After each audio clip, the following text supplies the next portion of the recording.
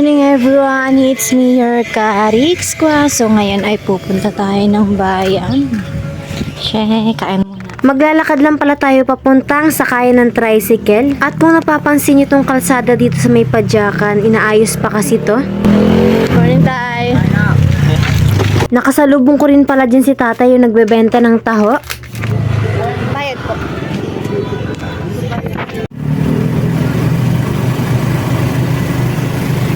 Pagdating ko nga sa bayan, syempre dediretso tayo dun sa bilihan ng mga gamit. Dun muna tayo bibili sa may incheck. At ayan, nandito na tayo sa PC or personal collection. So papasok tayo dyan. Kaunti lang po pala yung binili ko dyan sa personal collection. Next naman po na pinuntahan ko ay itong bilihan ng mga gamis at laruan. Dito pala yun sa loob ng palengke. Kila Balong and Mads Party Needs. Kaunti lang din po pala yung nabili ko dito sa Balong and Mads Party Needs. Kaya let's go. Doon naman tayo sa bilihan ng mga flavor ng coffee bendo namin. Dito po pala ako bumibili ng flavor. And matatagpuan lang po ito malapit sa may NSN sa bayan. Dating name pala ng store nila ay Dan and Liz. Kaso ngayon yung bago nilang pangalan hindi ko na alam. Bago pala ako umuwi nadaanan ko tong mais. Kaya bumili si ate nyo. At fast forward nandito na nga tayo sa may silanganan. And sasakay na lang tayo ng pedicab. May pasok pala tayo ngayon guys at first day of school natin. Kaya ayan si ate nyo. Guys, time check. 11:22 na. And yung pasok ko 11:30 guys. Grabe. Super late. Nakalimutan ko tuloy. Nakalimutan ko tuloy dalhin yung mic. Grabe late na tayo. Grabe. Hinihingal na ako. Time check. 11:26. Grabe. Ampit na ako pa. Kakamadali ko, hindi pa yan nakapag-lipstick kaya grabe ang putla. Pagdating ko nga sa Makawili, sumakay din agad ako ng tricycle papuntang gate ng Vista Verde. At dito nga nakapag-lipstick na ang ate ninyo kaya let's go! Ingat! Wala akong dalang tayo. At pagdating ko nga dito sa loob ng Vista Verde, tignan nyo naman, kakaalis lang ng tricycle. Paano na yan? Kaya naghintay muna tayo dito ng iba natin makakasabay. Thanks God nga dahil maya maya may dumating ng ibang pasahero. Kaya ayan, nakaalis na rin agad yung tricycle na to. At tricycle na sinasakyan ko. At buti na lang yung room namin is doon lang sa may event place or dito lang sa loob ng Vista Verde. Let's go! Start na daw yung klase. Ay, marami ring late sa amin. Let's go. Pagpasok ko nga dito sa event place namin, aray ka, nagulat ako kasi ang layo pa pala ng room dito guys. Tignan nyo naman. Let's go.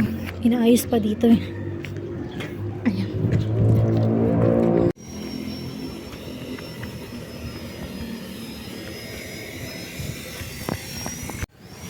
Oo, lawak be.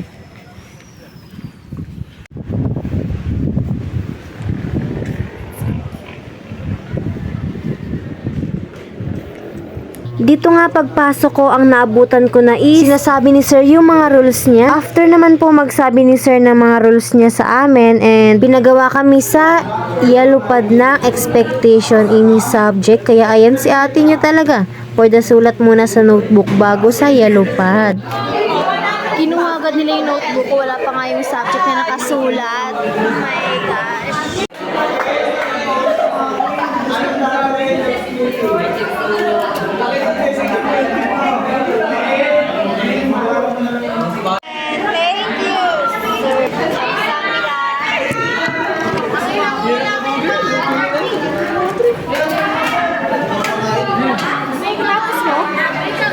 Two paragraph lang. Ayos pa kasi ito eh. Maganda. At ayun na nga, tapos na ang aming first subject. So meron kaming 1 hour vacant bago ang second subject namin. Kaya ayan ang mga ate ninyo, lumabas muna ng school. Ay, ng event place pala. Sa'yo pa, diba yung first day of class? First day of class, late kaunti. Ano ba si Clarice? Hindi nyo wala kinabos sa si Clarice kung absent. Sabi ni Clarice, papasok daw siya second. Hindi, sa ka? Ha?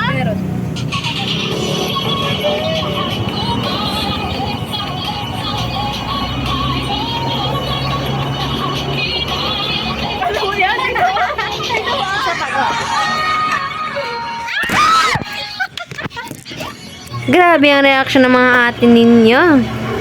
After naman kumain ng mga kasama ko, ayan, umakit pala kami dun sa may taas para maghulog ng water. Dun sa may water bendo. Andun lang pala sila nakatambay eh. Dito naman guys, nakakapagod lang talaga umakit kasi pataas talaga dyan. Let's sing nga. Wow, watering. What is that? Water. That's water? May lang yun. And fast forward, ayun ang hindi na ako nakapag-video kanina kasi bawal ang cellphone. So tapos na ang second subject namin kaya eto na talaga, uwian na.